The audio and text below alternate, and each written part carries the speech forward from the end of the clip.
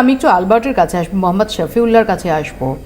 মোহাম্মদ শফিউল্লাহ, যে একটু আগে সাগরদিঘির প্রসঙ্গ উঠলো, আমরা দেখেছিলাম যে সাগরদিঘি মডেল নিয়ে গত 1.5 বছরে বিপুল চর্চা হয়েছে এবং যে সাগরদিঘি মডেলের ওপর দাঁড়িয়ে 2024-এর লোকসভা নির্বাচনে বামেদের সঙ্গে কংগ্রেসের যে আসন সমঝোতা, তার বুনিয়াদটা তৈরি করে দিয়েছিল সাগরদিঘির ফলাফল। সেটা বাইরন বিশ্বাস তিনি 3 মাসের মধ্যে শিবির বদলালেও, কিন্তু আমরা দেখি 2024-এ এই মডেলটা কাজ করলো না।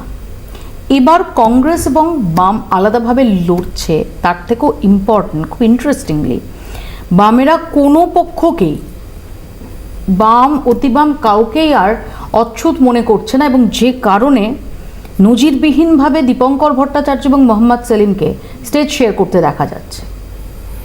তো প্রথম কথা হচ্ছে, নজিরবিহীনভাবে নয়, দীপঙ্কর ভট্টাচার্য এর আগে বামফ্রন্টের যে ব্রিগেড সমাবেশ হয়েছিল সেখানে আমন্ত্রিত বক্তা তালিকায় ছিলেন, এবং পশ্চিমবঙ্গ তথা গোটা ভারতবর্ষ জুড়ে বিভিন্ন বাম আন্দোলনের যে রাস্তার লড়াই, সেই রাস্তার লড়াই সিপিআইএমের লিবারেশনের সঙ্গে বামপন্থী অন্যান্য দলগুলো একসঙ্গে আমরা দীর্ঘদিন করেছি। এটা ঠিক ইন্টারেস্টিং এটা যে প্রথম এবার পশ্চিমবঙ্গে কোনো নির্বাচন হচ্ছে যে নির্বাচনে বামফ্রন্ট সিপিআইএমের লিবারেশনকে অফিসিয়ালি সমর্থন করছে। আমরা দীর্ঘদিন বামফ্রন্ট এই বিষয়ে খুব স্পষ্ট মনে করি যে ভারতবর্ষের শাসন ক্ষমতায় যে রাজনৈতিক শক্তিটা আছে, এই রাজনৈতিক শক্তিটার সঙ্গে লড়াই করবার জন্য ভারতবর্ষের গণতন্ত্রের স্পেস, ভারতবর্ষের বহুত্ববাদ, ভারতবর্ষের ধর্মনিরপেক্ষতা রক্ষা করার জন্য একদিকে যেমন বামপন্থীদেরকে সংহত হতে হবে, বামফ্রন্টের বাইরে বামপন্থী শক্তিদেরকে ঐক্যবদ্ধ করতে হবে, তার সঙ্গে যে গণতান্ত্রিক ধর্মনিরপেক্ষ শক্তিগুলোকে ঐক্যবদ্ধ করতে হবে। সেই স্লোগান আমরা বারে বারে দিয়েছি, সেই চেষ্টাও আমরা বারে বারে করে যাচ্ছি, এবং খুব প্রত্যাশিতভাবে এই উপনির্বাচনে তার একটা পথ এগোনো গেছে। এটা আমাদের কাছে ভালো লাগা, এবং পশ্চিমবঙ্গের মানুষের কাছে এই বিকল্প যে জায়গাটা আমরা তুলে ধরবার চেষ্টা করেছি। মানুষ ঠিক করবে সেটা কিভাবে গ্রহণ করবে না করবে। যে প্রশ্নটা হচ্ছে যে কোথাও বাম এবং অতি বাম ভুল পথেই আন্দোলনকে চালিত করে নিয়ে গেছে, এবং যে কারণে এত মানুষের স্বতঃস্ফূর্ত প্রতিবাদ সত্ত্বেও সেটাকে একটা সরকার বিরোধী সলিড একটা শক্তিতে পরিণত করা যায়নি, এমনটাই অভিযোগ করছেন সুকান্ত মজুমদার, শুভেন্দু অধিকারীরা। শুভেন্দুবাবু কি বলছে সেটা তো বিষয় নয়, কারণ কামদুনির ঘটনা ঘটেছিল তখন শুভেন্দুবাবু ওই ধর্ষকদেরকে আড়াল করবার যে চক্র, সেই চক্রের সঙ্গে উনি যুক্ত ছিলেন।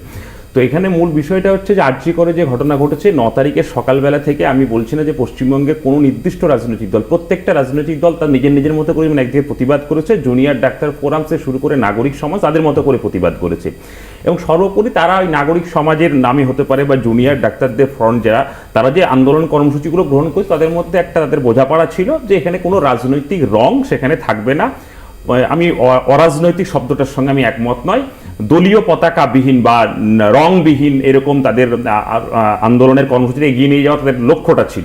সেই লক্ষ্যে তারা থেকেছে, এবং বিভিন্ন কর্মসূচিতে সে দ্রোহের কার্নিভাল হোক, বিভিন্ন মিছিল হোক, বিচারের দাবি হোক, সেই মিছিলগুলোতে অজস্র মানুষ হেঁটেছে। সেই অজস্র মানুষের মধ্যে বিভিন্ন বামপন্থী রাজনৈতিক দলের নেতা, তারা তো এই নাগরিক সমাজের প্রতিনিধি, তারা এই মিছিল হেঁটেছে। কোথাও আপনারা দেখাতে পারবেন না যে বামফ্রন্টের কোনো নেতা এই মিছিলকে লিড করেছে, কখনো কেউ গিয়েছে মিছিলের পিছনে গিয়ে দাঁড়িয়ে থেকেছে। আমি জানি না যদি সাধারণ নাগরিক সমাজের মিছিলে যদি ওই শুভেন্দুবাবু যেতেন, শুভেন্দুবাবুকে কেউ আটকাতেন না। আসলে শুভেন্দুবাবু তার সব সময় ঘুরে বেড়ানো এই হাতরাস থেকে শুরু করে ওনাও কাঠুয়ার প্রতিনিধিত্ব করে, তাই বারবার তার মধ্যে আশঙ্কা থেকে গেছে যে কোথাও তাকে কি স্লোগান দেবে, কি বিষয় করবে। কারণ ছাত্র সমাজের যে নামে যে শুভেন্দুবাবুরা যে পশ্চিমবঙ্গের রাজনীতিতে একটা অন্যরকম একটা ধারা বহন করবার চেষ্টা করেছিল, সেটা পশ্চিমবঙ্গের মানুষ একদম ব্যর্থ বলে প্রমাণ করে দিয়েছে। আর এই আন্দোলনের জায়গাতে একটা জিনিস খুব স্পষ্ট, এই যে শুভঙ্কর বাবুর কথা বলছো, কংগ্রেসের নেতা শুভঙ্কর বাবু, অজস্র মানুষ বিভিন্ন সময় অনশন মঞ্চে গেছে। যে অনশন মঞ্চে যারা গেছে, শুভঙ্কর বাবু গেছে, বামপন্থী নেতারা গেছে, তারা কেউ ওই আন্দোলনটাকে নিয়ন্ত্রণ করা বা কন্ট্রোল করার মানসিকতা যায়নি। তারা সংহতি, সলিডারিটি জানাতে গেছে, নিয়ন্ত্রণ করবার জন্য কেউ নিয়ন্ত্রণ করতে চায়নি। সেখানে জুনিয়র ডাক্তারদের আন্দোলন, আর সর্বোপরি যেটা ভাস্করবাবু যে কথাটা বলছিল, সরকার বিরোধিতার জায়গায় পৌঁছে গেছে। সরকার বিরোধিতার জায়গায় কোনো রাজনৈতিক দল সরকার বিরোধিতার জায়গায় শুধু পৌঁছে যায়নি, সাধারণ নাগরিকই সরকার বিরোধিতার জায়গায়। আমি এখানে বলছি যে ঠিকই সরকারকে তো, প্রশাসনকে তো অনেকগুলো অপ্রিয় প্রশ্ন ফেস করতে হয়েছে এবং হবে, এবং যে প্রশ্নগুলো ভ্যালিড আরজিকর কাণ্ডের পরিপ্রেক্ষিতে। বাট আমার পয়েন্ট হচ্ছে, যেটা সরকার বিরোধী একটা একটা প্রেশার যেটা ক্রিয়েট করতে পারতো যে বিষয়গুলো, এবং সাধারণ মানুষ মনে করছিলেন যে জুনিয়র ডাক্তারদের যে প্রশ্নে তাদের আন্দোলন সেটা অত্যন্ত ন্যায্য। সাধারণ মানুষ ভীষণ রকমভাবে তাদের দিকে সাহায্যের হাত বাড়িয়েছিলেন যে যেরকম পারছিলেন। কিন্তু যখন আমরা তার আলটিমেট ফল দেখলাম, যখন আমরা ওই 2 ঘন্টার কিছু বেশি সময়ের বৈঠক দেখলাম নবান্নে, যার লাইভ স্ট্রিমিং দেখলাম, সেখানে যে বিষয়গুলো উত্থাপিত হলো, কোন টাস্ক ফোর্সে কে থাকবেন, কোন কমিটিতে কে থাকবেন, কাকে বার করতে হবে, কারা নোটোরিয়াস ক্রিমিনাল ইত্যাদি ইত্যাদি, তার মধ্যে সাধারণ মানুষের সঙ্গে সরাসরি সম্পৃক্ত বিষয় কোথায়? নিশ্চিতভাবে ওখানে যারা বিভিন্ন ইনফ্রাস্ট্রাকচার নিয়ে কথাবার্তা বলেছে, ইনফ্রাস্ট্রাকচারের সঙ্গে সরাসরি হেলথ ডিপার্টমেন্টের সম্পর্ক আছে, নিশ্চয়ই স্বাভাবিক সাধারণ মানুষের সম্পর্ক তো অবশ্যই আছে। এবং তুমি যে কথাটা বলছো যে এই বিষয়গুলো নিয়ে বা কবে নির্বাচন হবে, এই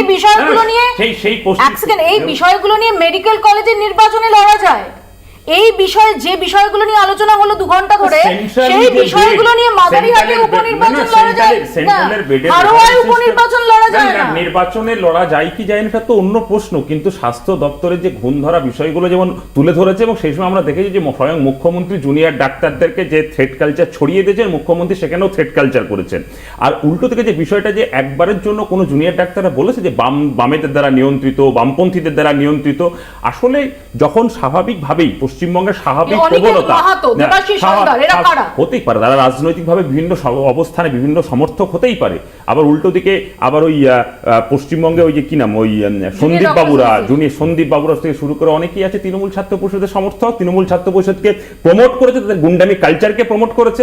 আমার প্রশ্নটা হচ্ছে দুটো জায়গায়, কেন সরকার বিরোধিতার জায়গাতে আসবে না? যে জাস্টিসটা দেওয়ার সরকার বা প্রশাসনের দেওয়ার দায়িত্ব ছিল এই হেলথ ডিপার্টমেন্টের মিনিস্টার মমতা বন্দ্যোপাধ্যায়, তিনি স্বরাষ্ট্র দপ্তরের মিনিস্টার মমতা বন্দ্যোপাধ্যায়, তিনি পশ্চিমবঙ্গের মানুষকে হাসিয়ে তিনি রাস্তায় নামছেন যে আমি নির্যাতিতার বিচার চাই। আর নির্যাতিতার বিচার দেওয়ার দায়বদ্ধতা অনেকটা বেশি তার, তিনি সেই সরকার সেই ডিপার্টমেন্টের, এই জায়গাটা তিনি বলে যাচ্ছেন। আসলে মানুষকে গোল গোল ঘুরিয়ে যাচ্ছেন। একথা ঠিক যে 6টা নির্বাচন উপনির্বাচন আছে, এই 6টা উপনির্বাচনে আরজিকরের আবহের সঙ্গে হবে। এই অতীতে পশ্চিমবঙ্গে যে উপনির্বাচনগুলো হয়েছে, এই উপনির্বাচনের উদাহরণ গোসাবার উপনির্বাচন আছে, দিনহাটার উপনির্বাচন আছে, যেখানে 95% ভোট লুট করে তৃণমূল কংগ্রেস জিতেছে। আবার একথাও ঠিক এই তৃণমূল কংগ্রেসের আমলে বাইরন বিশ্বাস সাগরদিঘিতে জিতেছে, দুর্ভাগ্যজনকভাবে বাইরন বিশ্বাস তৃণমূল কংগ্রেস জয়েন করেছে। এই উপনির্বাচন 6টা উপনির্বাচনে বামপন্থীরা জিতবে কি জিতবে না, তৃণমূল কংগ্রেস কোন জায়গায় হারবে কি হারবে না, তার মধ্য দিয়ে এই নির্ভয় অভয়ার বিচারের দাবির লড়াই শেষ হয়ে যাবে না। আগামী কালকেও 9 তারিখ অভয়া মঞ্চের ডাকে কালকেও তিলোত্তমার ন্যায় বিচারের দাবিতে রাস্তার লড়াই। একটু বলি, বাইরন বিশ্বাস বামেদের সমর্থনে কংগ্রেসের টিকিটে জিতেছিলেন, তিনি শিবির বদল করেছেন, বাট তিনি কংগ্রেসের টিকিটে জিতেছিলেন, যা দেখে উজ্জীবিত হয়েছিল বাম শিবির। এমনকি অনেকে একটু মজার ছলে বলেন যে কংগ্রেসের থেকেও বামেরা অনেক বেশি উজ্জীবিত হয়েছিলেন। কিন্তু সেই উজ্জীবিত অবস্থায় বা তার অনুপ্রেরণায় বাকি যে এক্সপেরিমেন্টগুলো করা হলো, এমনকি মোহাম্মদ সেলিম তিনি কংগ্রেসের সমর্থনে জিততে পারলেন না। দেখো, প্রথম কথা হচ্ছে বাইরন বিশ্বাস যখন তৃণমূল সাগরদিঘি কেন্দ্রে যখন বাম কংগ্রেসের জোট প্রার্থী যখন জিতেছিল, শুধুমাত্র বাম কংগ্রেস না, এ রাজ্যের সাধারণ মানুষ যারা তৃণমূল কংগ্রেসকে পরাজিত করতে চায় তারা প্রত্যেকেই আনন্দ পেয়েছিল। আর গণতন্ত্র মানে তো শুধুমাত্র ভোটের দিন ভোট দেওয়া নয়, 365 দিন প্রতিদিনের যে গণতন্ত্র, তৃণমূল কংগ্রেস প্রতিদিনের গণতন্ত্রটাকে নষ্ট করেছে। তারা একটু শ্বাস নেওয়ার চেষ্টা করেছিল।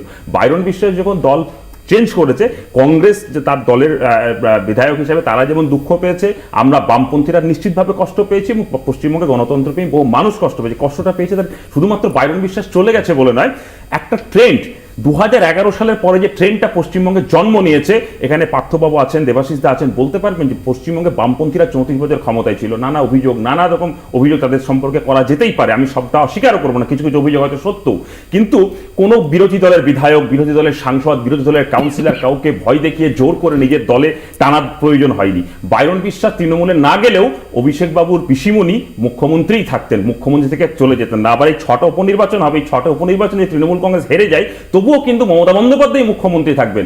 কিন্তু সবটাকে গ্রাস করে নেওয়ার যে মানসিকতা, আমি পৌরসভা আমার, পঞ্চায়েত আমার, ভাবতে অবাক লাগে, আমি এখানে বসে আছি, 2013 সালের পঞ্চায়েত নির্বাচন তৃণমূলের আমলে আমি ভোট দিতে পেরেছি, 18 সালের এবং 23 সালের পঞ্চায়েত নির্বাচন আমি ভোট দিতে পাইনি।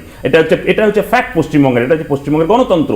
এই জায়গায় দাঁড়িয়ে পশ্চিমবঙ্গে গণতন্ত্রপ্রেমী মানুষ চাই 2003 এক সেকেন্ড, এটা যেমন সত্যি খুব কনসার্নিং, আবার 2003-এ ভোট দিতে পারেননি। 2013 এক সেকেন্ড, 2013 তুমি দিতে পারোনি, 2003-এর পঞ্চায়েত নির্বাচনে ভোট দিতে পারেননি, বা 2008-এর পঞ্চায়েত নির্বাচনে ভোট দিতে পারেননি। না, নিশ্চিতভাবে কিন্তু অবশ্যই যে 2003 সালে 2008 সালে বা বামপন্থীরা ক্ষমতায় থাকা অবস্থা, আমি তো প্রথমেই বললাম যে আমরা 34 বছর ক্ষমতায় থাকার মধ্যে যে আমাদের বিরুদ্ধে যত অভিযোগ ওঠে তার মধ্যে নিশ্চিতভাবে কিছু কিছু তো অসত্যই, আমরা তো অস্বীকার করছি না, কিন্তু এই কথাটা ঠিক যে তৃণমূল কংগ্রেস যে ট্রেন্ডে পশ্চিমবঙ্গের গণতন্ত্রটাকে ধ্বংস করেছে, এটা দিয়ে কারোর সঙ্গে কোনো কিছু কম্পেয়ার করা যায় না।